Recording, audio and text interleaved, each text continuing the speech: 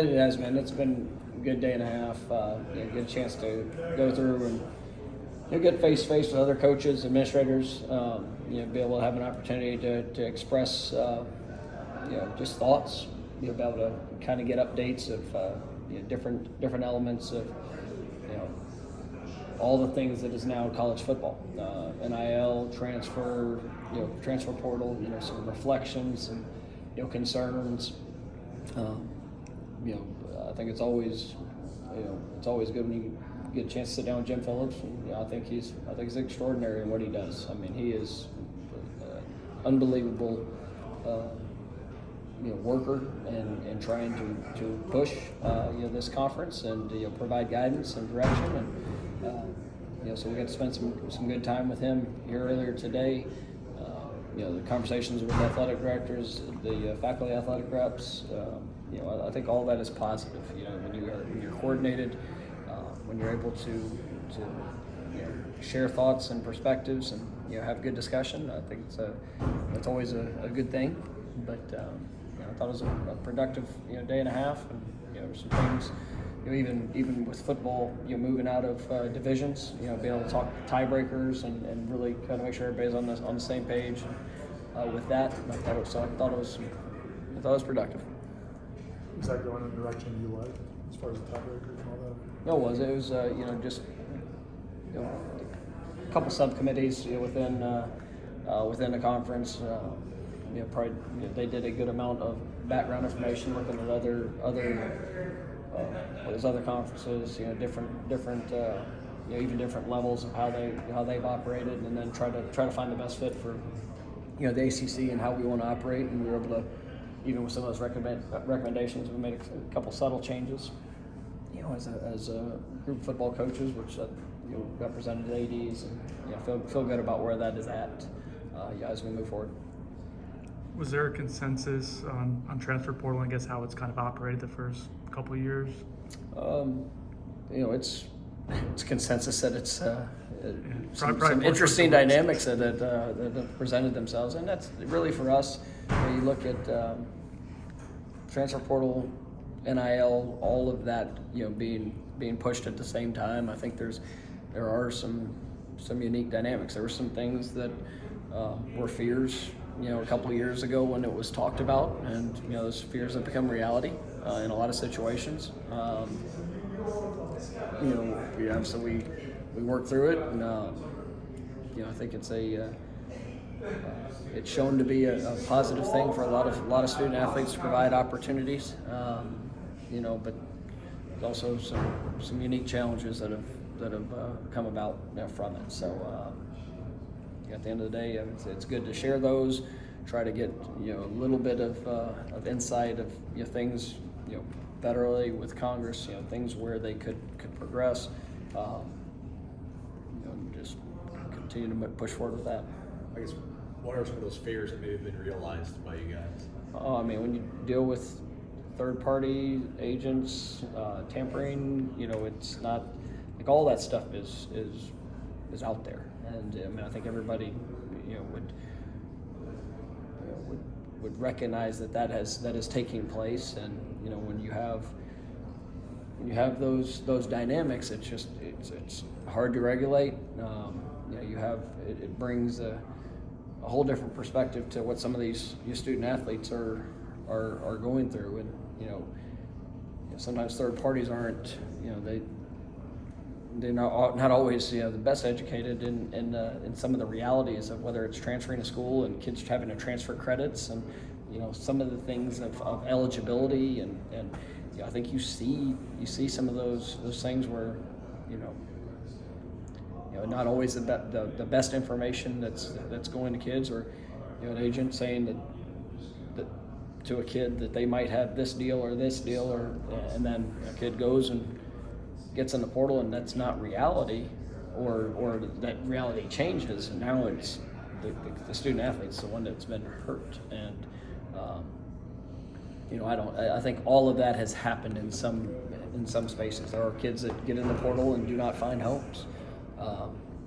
It's just it's sad when that becomes when it becomes the situation for a kid, because it changes a life. And I know when you look at us, we've brought transfers in, we've had transfers that have gone out. I want every young man that I've got a chance to coach or be around to have a chance to be successful. And whether it's at Florida State, whether it's at a different institution, you invest a lot of time in helping guys on their journey. And sometimes it's not best for them to continue. Like if they want to play, and whether it's competition, opportunities, that's where that's not a clear path, and they can choose to go to another place and try to have that success. And so it's just, but I still want to see them be able to have those experiences. And sometimes when you add outside influences that might not be fully in tune to what the reality of college football is, and you can get some interesting situations for kids to find themselves in. Are you involved at all in any of these conversations around revenue and all that sort of stuff? Or not? We hear, and it's talked about, of potential, and I think that's one of those. That's one of those factors that can be really, really scary for college athletics. I really don't. When it comes to college football, I don't know if it goes to revenue sharing. I think there's, football's not the sport that will probably suffer from that. It's every other sport that maybe doesn't generate profits that it's going to be in extreme jeopardy if those things continue to go the way they could go. And so it's but I'm not, obviously that's in different states and different governments that have to decide whether that's something that's gonna proceed. But I know for college athletics, it's it's definitely a concern, and it's something that everybody has their eyes towards, because it would be a drastic change in a lot of situations, and obviously a lot of things that for student athletes and the experience of what they are provided, does that change now? Are they would that be something that would be changed in how that all occurs? And it's just, we'll see where it goes. With Michael talking about revenue distributions and all that sort of stuff, like at the conference level, do you give him any feedback of hey, we'd like some more, we need some more? Is that coming from you? No, I mean I think everybody sees where we are. We're all looking to where we're going. You always want to continue to grow. You want to continue to build. You want to make sure that you're maximizing the potential that we all have. And I think you look at the relationship that Florida State has with the ACC, and it is a great relationship. There's been a great history. I know that there's things that we're all doing, just trying to build up, to continue to build the brand of Florida State football. Florida State, our athletics department as a whole, and same with ACC and all things moving forward. So, I think our administration has done a really good job in helping push and provide a lot of things that are necessary, and we're going to continue to push to be to make sure that we're staying among the nation's elite in how we operate. So it's a challenge for all of us, and administration, conference. We're all in the same journey, trying to grow and get better. Do you sense confidence from the conference that something will happen nationally with NIL? In regards to Like, the Congress get involved? Yeah. I know that we're being very proactive in trying to make sure that the communication to the powers that be, that they have the information from just our seat to the things that we're seeing, to help kind of best guide, and whether it's formulating plans or strategies. Those things are all being discussed. So I know we're being very active in that. Where it all goes, that's obviously to be seen. But I know that we're not sitting back and hoping that happen. Trying to get the information in front of the decision makers and people that can maybe put a little bit of structure, to help, not only, it's not just about helping this, the universities, it's also helping the student athletes and give them, a coordinated approach from the powers that be. Was the consensus that you guys want some kind of, not even just the ACC, but coaches in general want a sort of universal rule set or guidelines when it comes to this? Is I that think the it's, really only thing that can salvage all this? I mean, I think when you look at, I don't know the exact numbers. I mean, I don't live in knowing all state policies, but I think it's probably 30, discuss possibly 30 different, standards of how states, operate within their regulations of NIL, and now you see it's being used as competitive, trying to create competitive advantages or, within states. It's hard. Missouri can give high school players already. I mean, those are all different dynamics that, it presents some unique challenges, and it's not and like I said, being able to have an umbrella approach, federally, it helps give guidelines, but also provides protection for the students, and that's where there's a lot of people that can try to take advantage of what is you get in the high school ranks, go from 16 to 22. I mean, those are challenging years, and just making sure that they're being represented, by quality, certified individuals, as well as just the decisions that are being made that are going to help uplift them and put them in a position to be successful, not only during high school or college, but also beyond that. So those are all things that we try to evaluate, and that we do have discussions. And when there's 30 plus different laws or structures, interstate, it's a lot to manage. Have you felt many material changes since the Florida law got amended at the end of February? There probably have been. I mean, we still have. There's still regulations, NCAA wise, just but to be able to have, I guess more open conversations. I mean, it's a positive thing. Even just in the job that I have and responsibility that I have. I mean, it doesn't. We still abide by the NCAA, statutes that regulate some of those, those discussions. But I mean, I would say big picture, it's probably been a good thing, but it's not huge day-to-day change. From your team perspective, getting Destyn in, are you able to counsel him? I imagine he's going to feel like he's got to do so much so quick because he's been waiting. Like, do you have to kind of advise him that it's we're excited to have him here, and it's I tell him trust the process, and he's it's funny because you hit the ground, and one of the things that makes him special is just that sense of urgency that he brings. He brings an intensity in how he plays and how he prepares. I mean, he's been working for a long time preparing to get here and to be ready to make an impact, and just tell him to trust the process. Come in and every day just work to be his best. We don't. He wants it all, and that's a great thing to have. And a lot of the players that we bring in that same mentality. But you just go take a step. I know. Just take one step at a time. If he can do that daily, then continue to get better.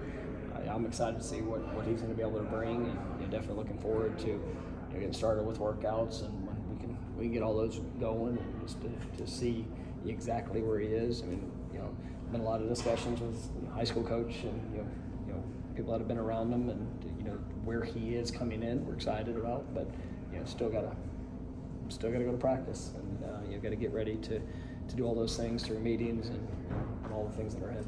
Do you know what kind of stuff he's been able to do football-wise? I mean, he's been working. I mean, he's been working, and he's had to. It's been challenging just when you're not present, and you have a desire to be. It's hard, and so it's it's just been a lot of anticipation, and he's been doing all the things that he can do. When you want to be out there practicing, with teammates and all of that, and it's when it is delayed, it's just it's hard. But he's preparing himself and been preparing himself for the opportunities ahead. And so I know he's going to take advantage of it. With Destyn being added to the fold, how do you feel about the wide receiver group in general, the diversity of skill set that you have there? I mean, I think it's an exciting group to see. We've had, I think we've got high potential with the guys that are within our team. The diversity of skill set. Some guys that have shown some great flashes of what they can do. I think we've got a really talented group. And I think when you look at the newcomers that will be joining, it's got a chance to be a very, very explosive and competitive group where you will be able to show a lot of different personnel distributions and where we're able to align our guys. It can be. I think we can create some good matchups. So these guys they know their sense of urgency and having to go out there and perform when they get the moment to do that. But those guys are working hard and trying to build each other in that process. You were on Darrell? No, it's we've had good conversation, just making sure that they as you go through the waiver process, sometimes it's back and forth, making sure you're providing as much information. So there's been good back and forth in providing all the questions that the NCAA would have, and I appreciate Darrell and just the family and being able to help with that, and so that's just kind of what we've been working through. But hopefully it'll be something that we'll know before we get too far into the summer. So I think that's been important, and we do have a sense of urgency, and I think the NCAA understands that. So. Any coach in there super excited or super bummed about the clock running out on first downs? No, I mean it was, we had part of the conversations, just in getting to meet with Al Rivion. That was a good. It's his first year of leading the officials, and kind of hearing his philosophy. Just some of the mechanics of how all it's going to operate. We didn't get into too much of whether we thought it was good or not. It's already done and kind of moving forward. But it's just making sure that we all will be able to operate and understand the mechanics of how they're going to be instructed. So. Do you think you'll lose? Will you guys be losing a possession per game more? Or? Yeah, I mean, I would guess anywhere 6, 8. I mean, I guess we'll see when it plays out. Possibly 10 plays a game. Per team. It really depends. I'm excited to see how it goes. I mean, it will be. There will be some different emphasis and times of where you can try to maximize the clock, and we'll see. Considering the way you guys play, do you feel like that might hurt you guys? I wouldn't say it was going to hurt, because it will be relative to both sides. I think you can keep playing in times where you want to play with extreme speed. That's good. Now overall number count could matter. Especially as you get into the fourth quarter. If you eliminate 5, 6, 7 plays as you start looking in depth, I mean that could have a difference. But for us, we have a good balance in our tempo, and so we can play fast, but we're still we're going to focus on matchups and times that will slow it down, so it's not too big of an impact on us.